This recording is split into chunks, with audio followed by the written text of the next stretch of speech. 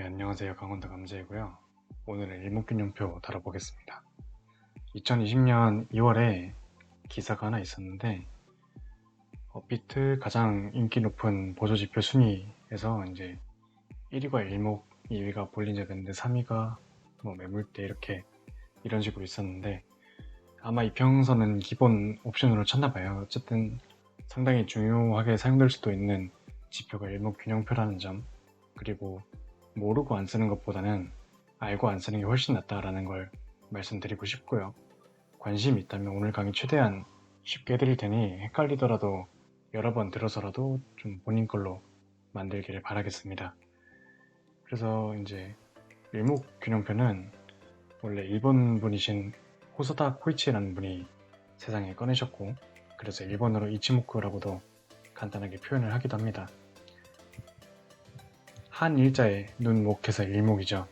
마치 당구 칠 때 이제 앞돌리기라고 요즘은 좀 말하려고 하지만 아직도 오마우시 이런 표현을 더 많이 쓰는 것처럼 한국인들도 이치모코라고 많이 이야기를 하는데 뭐 그래도 멀쩡한 우리 표현 쓰는 게 좀 낫죠.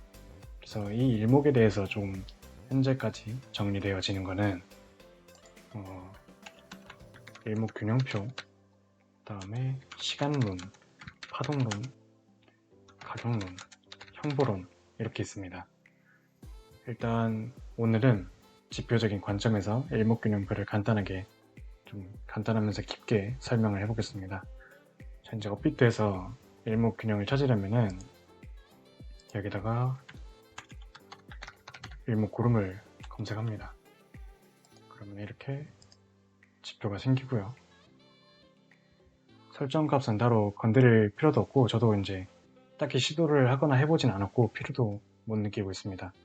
원작자 자체가 각 값의 의미를 충분히 제시해 주었기 때문에요.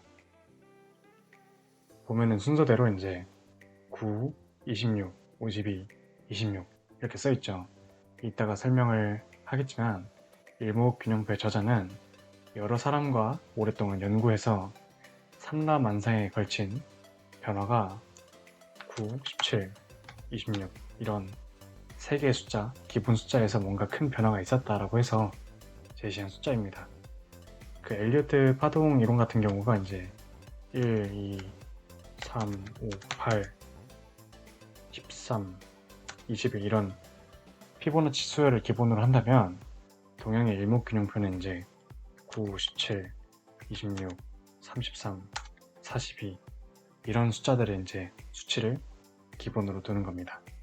그래서 이제 전환선이라고 하면은 일단은 여기서 어떤 색이 전환선인지 보려면은 항상 지표의 설정을 보면 되는데 여기는 컨버전 라인이라고 되어 있어요. 근데 이게 아마 트레이딩 뷰를 따온 거라 그런지 근데 컨버트 하면은 바꾸다 이런 뜻이잖아요. 그래서 그 전환되는 그게 컨버전 라인 전환선이고 이제 베이스 라인이 이제 기준이 되는 기준선이라고 보면 되겠습니다.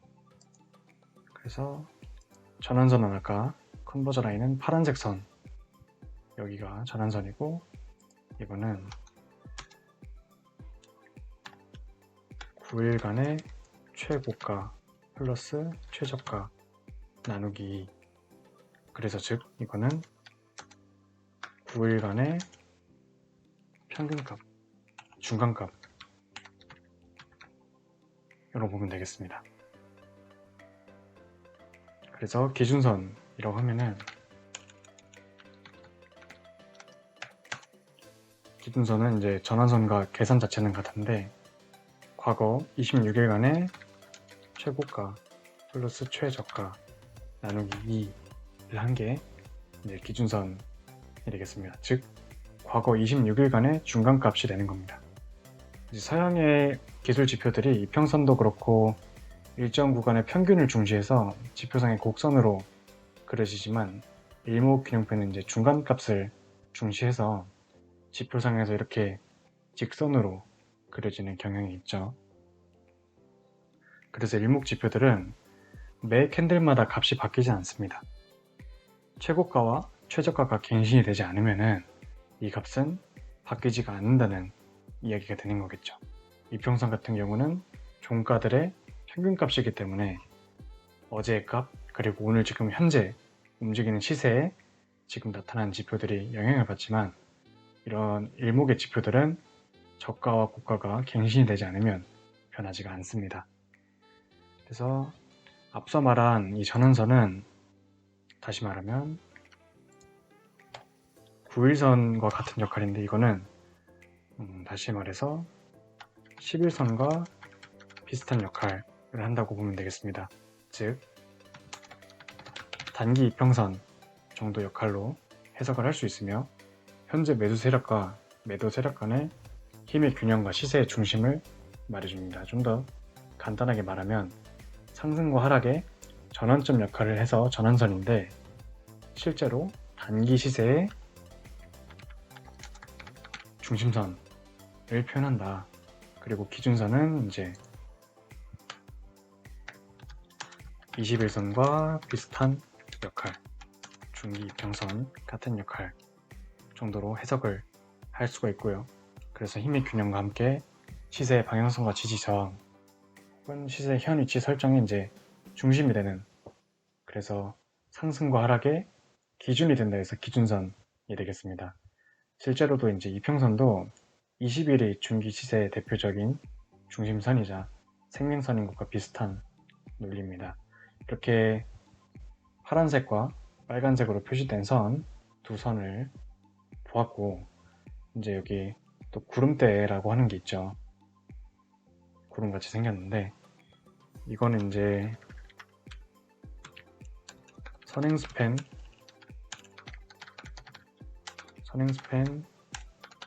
2라는 것이 이제 두 개가 합쳐져서 구름대라고 합니다. 그래서 이 두 개 사이를 색칠해서 하나의 영역을 만든 겁니다. 선행스팬 1이라 하면은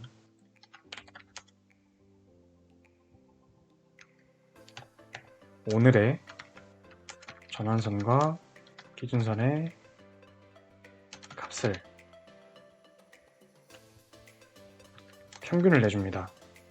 근데 그 평균을 이제 그 평균 값을 지금부터 26일 뒤에 배치했다는 말입니다. 즉 오늘 이렇게 그려지는 전환선과 기준선의 평균값을 구해서 지금부터 26일 뒤에 이렇게 점을 찍어 놓는 겁니다. 그리고 선행스팬 2는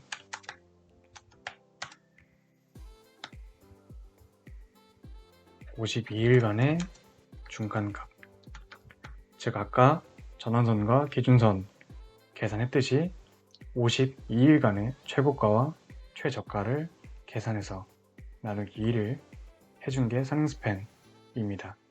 그래서 이제 52일 기간 동안 고가와 저가의 평균을 구해서 이제 26일 뒤에 배치를 해준 게 선행스팬 2가 되겠습니다. 그래서 이렇게 현재 시점에 미리 만들어 놓은 구름대는 미래에 와서야 이제 지금의 추세와 가격에 영향을 받는다는 건데, 이평선의 개념으로 보면은 60일 이평선과 120 이평선이 만드는 하나의 밴드라고 비슷하게 볼 수가 있습니다. 이 만들어진 구름대가 이제 대세 상승과 대세 하락의 기준이 됩니다. 이 구름대를 밑으로 깔고 안착시켰느냐 아니면 위에 깔고 저항을 받고 있느냐, 이렇게. 그래서 주가가 구름층을 위로 돌파하는지 아래로 돌파하는지, 또 양운인지 음운인지에 대해서 체크를 해야겠죠. 마지막으로 이제 후행스팬이라는 게 있습니다. 후행스팬은 아까 구름대가 이제 선행으로 미래의 지점에다가 체크를 해놨다면, 이제 후행은 당연히 선행의 반대니까 과거의 지점에 표시를 해놔야겠죠. 그래서 지금 캔들보다 한참 뒤에 따라오고 있는 이 초록색 선이 하나 있습니다. 이게 후행스팬이고 당일의 종가를 26일 전 시점에 기록을 해놓는 겁니다. 그래서 일목을 보면서 이 후행선이 매수 매도 결정을 최후 확인하는 포인트가 됩니다.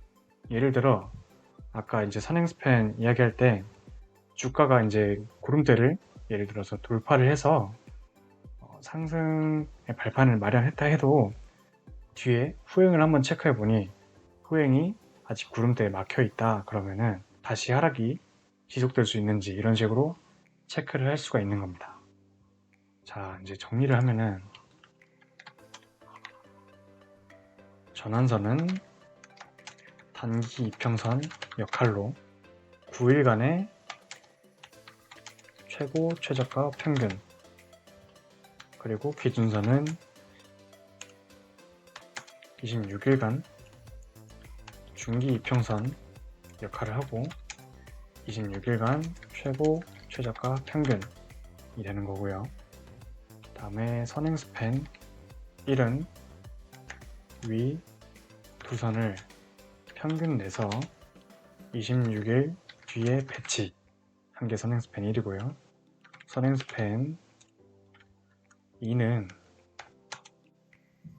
9, 17, 26을 다 더한 52일간의 최고 최저값을 평균 냈다고 보면 되겠습니다. 그래서 이 두 개의 선행 스팬이 만드는 게 구름대이고 각각의 종가를 지금부터 26일 전에 갖다 놓은 게 후행 스팬, 현재의 종가를 26일 전에 배치 한 개 후행 스팬이 되겠습니다. 개념이 이제 이렇게 된다는 거고, 이걸 어떻게 활용할지, 지지저항과 긍정적, 부정적 신호는 어떻게 분석하는지 직접 보여드리면서 설명을 하겠습니다.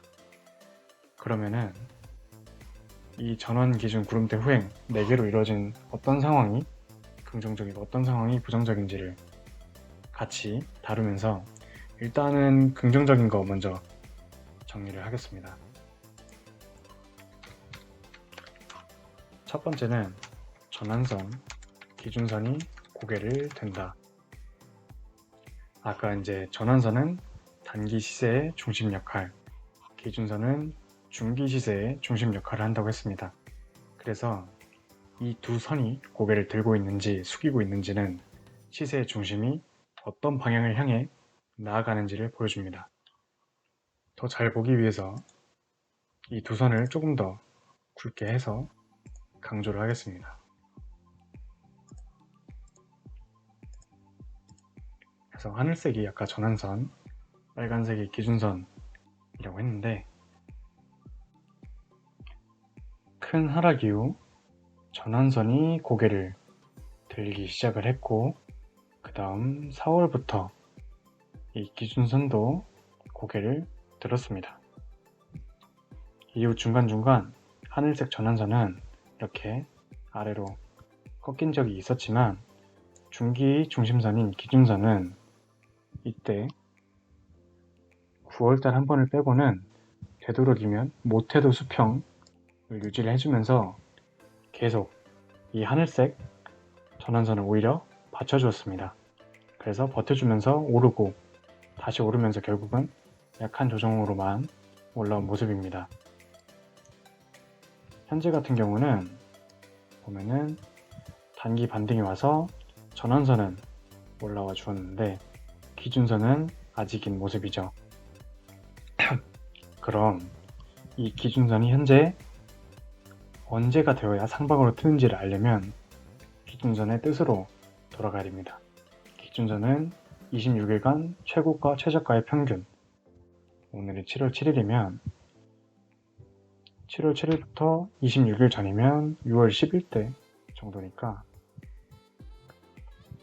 한 4만원, 303만원 고점을 극복해주는 움직임이 나오거나 아니면 보면 이제 6월 18일에 이 위치, 현 시세와 비슷한 이 위치에서 이제 28일 뒤 시점에서 이 정도 시세가 유지가 되고 있으면은 기준선이 올라오겠죠. 특히나 기준선 같은 경우 고개를 들고 내리는 게 잦은 현상이 아닌 만큼 의미가 있기도 하며 기준선이 우상향일 때는 조정시 매수, 그리고 기준선이 우하향일 때는 매매에 덜 참여하는 게 기준선의 FM대로 임하는 자세가 되겠습니다.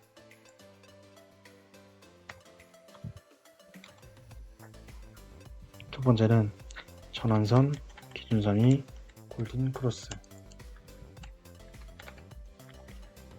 전환선이 기준선을 뚫고 위로 가거나 혹은 정배열, 전환선이 기준선 위에 있는 상태. 이거를 이제 긍정적인 요소로 볼 수가 있습니다.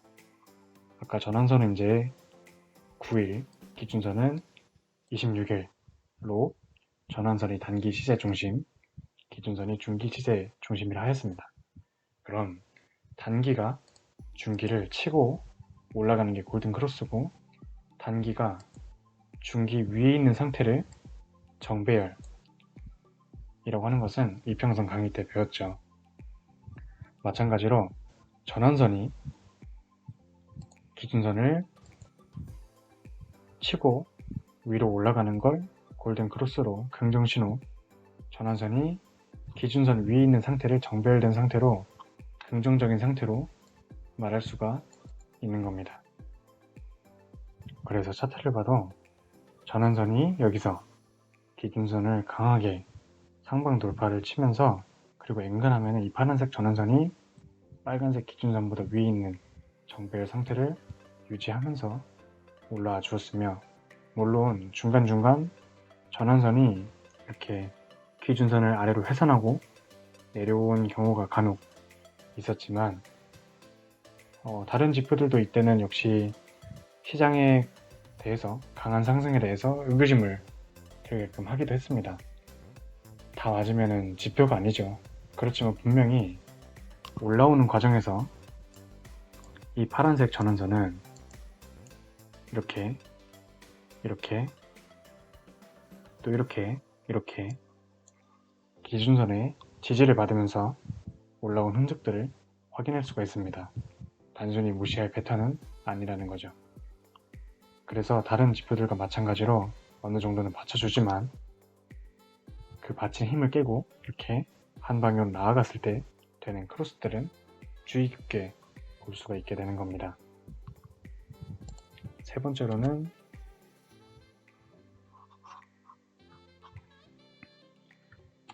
시세가 전환선, 기준선을 올라탔다. 그래서 마찬가지로 골든크로스, 데드크로스 같은 개념인데, 시세 자체는 1일선과 실질적으로 같습니다. 그날그날의 움직임 그 자체니까요. 그럼 단기인 전환선, 그리고 중기인 기준선보다도 시세는 훨씬 단기죠. 이런 시세가 이런 선들을 올라탔다라고 하는 거는 이평선 관점에서도 캔들이 5일선 위에 올라탔다, 아니면 21선 위에 올라탔다 하는 말들과 비슷한 이야기가 되겠습니다. 단기 흐름이 조금 더 긴 기간의 흐름을 앞지른 호전의 상태가 되었다는 거죠. 차트를 보면 이 시세가 파란색 전환선, 그리고 빨간색 기준선, 이런 지지들을 받으면서 올라온 기록들이 보이고 있습니다. 캔들과 지지 저항의 관계에서도 이 전환선, 기준선은 상당히 의미가 있으며, 이런 시세의 중심선들은 캔들이 위로 이들을 돌파했다는 건 더욱 긍정적인 시그널이 되겠죠. 그래서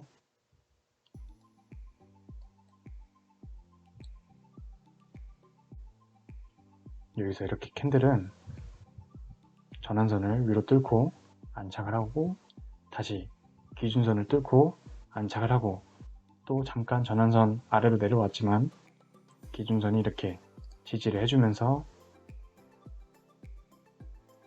전환선을 재돌파해주고, 캔들, 전환선, 기준선 순으로 정배열된 상태로 올라와 주었죠. 네 번째로 긍정적인 신호는 후행이 캔들 위에 올라탔다, 아니면 후행이 캔들 위에 있는 상태가 되겠습니다. 후행 스팬이 아까 지금의 시세를 26일 전에 배치를 한 거라고, 갖다 박은 거라고 했는데, 그 이유는 일목균형의 관점에서 26일은 하나의 파동에 해당하는 1기를 뜻합니다. 그래서 저 앞에 있는 후행과 캔들을 비교하는 행위는 현재 시세와 한 기의 사이클 전에 시세를 비교해서 현재 시세가 한 사이클 전보다 높다면 현재 시세는 상승 주기를 타고 있고, 낮다면 하락 주기를 타고 있다고 보면 되겠습니다. 차트로 보면 이렇게 5월 1일에 후행이 캔들보다 아래에 가죠. 그럼 이 후행은 26일 전에 배치를 한 거니까 5월 27일에 생길 건데, 보면 좀 여기서 27일이 여긴데 올라와서 이제 다시 하락하기 전에 첫 캔들입니다. 이때 이렇게 후행이 캔들 아래로 움직이는,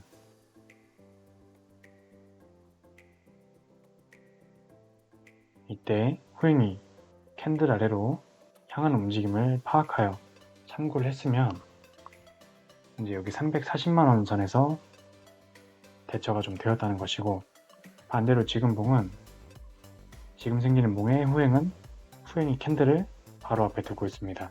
인 반대로 말하면 현재 시세는 저항의 국면에 도달해 있지만 이걸 위로 돌파 시 조금이나마 좋은 상태로 가는 길목 중 하나가 해결된다라고 볼 수 있는 거겠죠. 그 다음에 다섯 번째는 후행선이 기준선, 전환선, 구름대, 상방, 돌파. 자, 이제 방금 4번에서 이제 그럼 캔들은 이 전환선, 기준선을 올라타느냐 마느냐를 따지는데, 캔들 위에 올라타는 후행은 당연히 이 전환선과 기준선 그리고 구름대를 올라타느냐 마느냐를 따질 수가 있다는 겁니다. 그래서 아까도 잠깐 말했지만 종종 캔들이 구름대를 돌파하고 좋은 형국을 보여줬다 하더라도 뒤에서 이 후행이 구름대에 막혀있는 상황이다 라고 한다면 이런 거를 확인해 봐야 한다고 이야기를 했죠. 그래서 이 후행도 확인 수단으로 기준선과 저항선, 구름대의 저항을 받고 있는지 확인을 해봐야 한다고 얘기를 하는 겁니다. 보통은 이제 완전히 이렇게 역배열된 경우가 빨간색 구름, 그 다음에 기준선, 전환선, 캔들, 그리고 뒤에는 후행이 가장 밑에 있는 그 상태인데, 이 후행이 제일 위에 있는 구름대까지 상방 돌파를 해주는 게 대세 상승의 최후 확인 작업이 된다는 말입니다. 그 중간중간에 이제 후행과 기준선, 후행과 전환선 간의 관계도 신경을 써야 하고요. 그 다음에 여섯 번째로 긍정적인 신호는 캔들이 구름대 상방 돌파, 그리고 두꺼운 양운이 안서 지탱.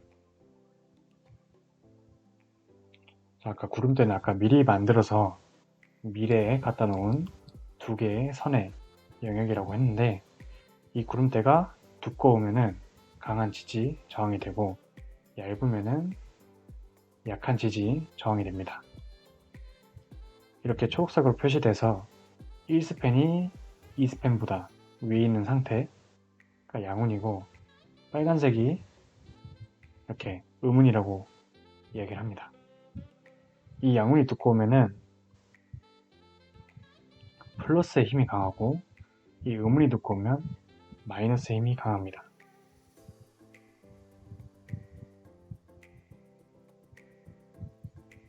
그래서 이렇게 구름대가 저항으로, 그것도 음운으로 두껍게 있으면 아래에 있는 선행 1선이 1차 저항선, 그리고 선행 2선이 2차 저항선이 되는 겁니다. 그래서 굉장히 뚫기가 어려운 상태입니다. 그래서 이렇게 차트를 다시 보면은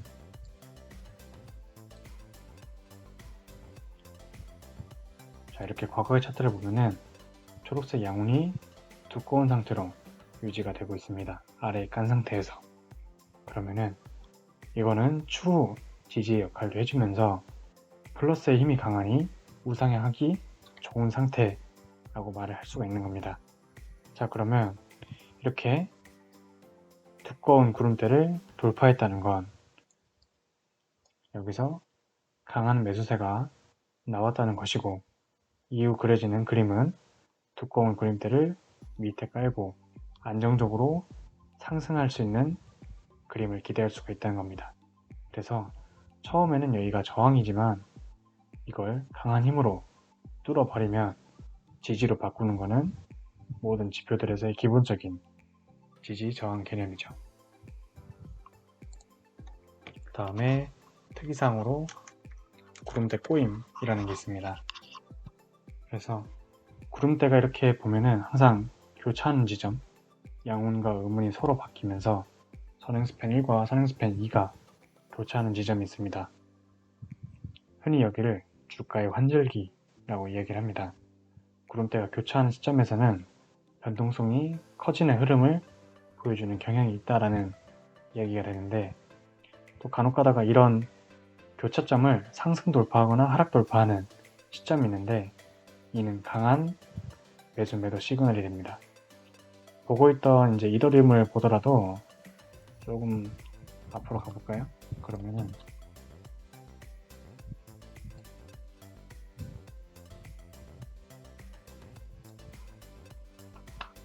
네, 여기 18년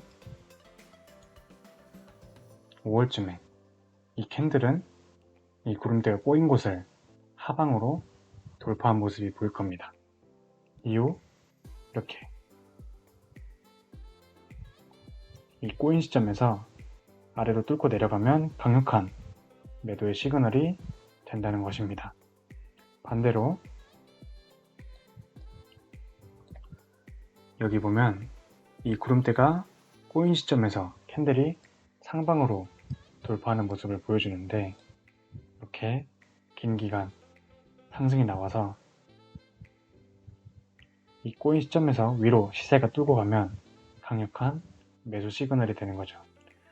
물론 항상 이 교차점이 주가의 변동성이 커지는 건 아니지만 이 시점을 주의해서 보고 혹시 또 때마침 이 부분을 상방 돌파, 하방 돌파 해주는지를 봐야 된다는 거겠죠.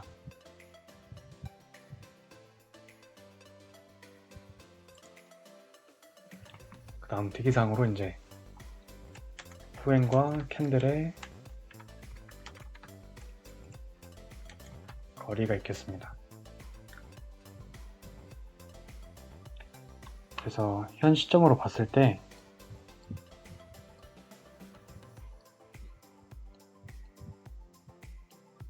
뒤를 돌아 후행을 봤을 때 이 후행과 캔들이 벌어진 때를 주목해 볼 수 있겠습니다.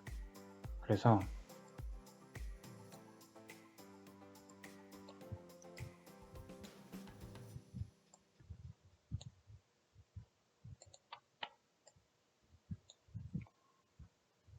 후행은 26일 전에 지금의 캔들 모습을 그대로 갖다 붙인 모양이 되는데, 이때를 봤을 때 이 후행이 이 시점에서 그려진 이 후행은 캔들과 상당히 먼 거리를 보여주고 있습니다.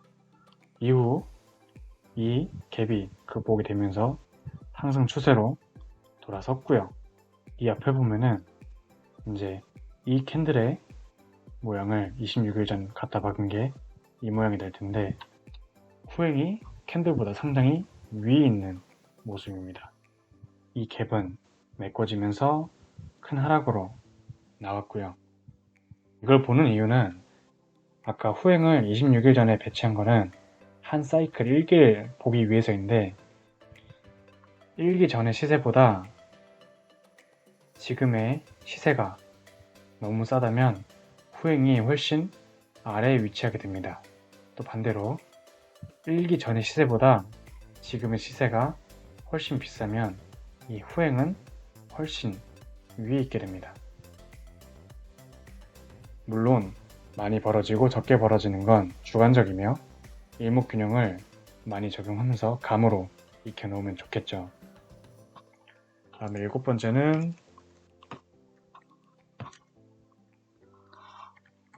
완전 정배열. 이게 무엇이냐? 캔들, 전환선, 기준선, 구름대 플러스 뒤를 돌아볼 때 후행도 다 돌파가 되어 있는 상황. 이 상황을 이제 이평선으로 치면은 모든 이평의 정배열 같은 개념입니다. 가장 완벽한 상태. 그래서 보면은 이런 거겠죠. 캔들, 전환선, 기준선, 구름대가 있고 뒤를 봤더니 후행도 다 돌파가 되어 있습니다. 이평선으로 치면은 완전히 정배열된 상태. 그래서 캔들은 가장 단기인 1일 이평선으로 캔들, 전환선, 기준선, 구름대가 순서대로 있고 뒤를 봤을 때 후행도 다른 저항 없이 다 돌파가 되어 있는 상황을 완전 정배열이라고 보면 되겠습니다. 그래서 이평선도 모든 이평 정배열이 되면은 상당히 의미가 있듯 일목도 모든 지표들이 올바른 순서대로 배열이 되어 있으면 좋은 현상입니다. 단기 흐름이 더 큰 흐름을 앞지른다는 건 상당히 의미가 있고 모든 과정이 준비되어 나타난 이 완벽한 정배열은 쉽게 깨지기는 어렵기 때문입니다. 또 혹시 하락이 있더라도 순서대로 전환선, 기준선, 구름대의 지지들이 준비를 하고 있기 때문입니다. 물론 절대는 없기에 어느 정도 자신의 대응 기준이 있어야겠죠. 그래서 오늘 거를 요약을 해봅시다.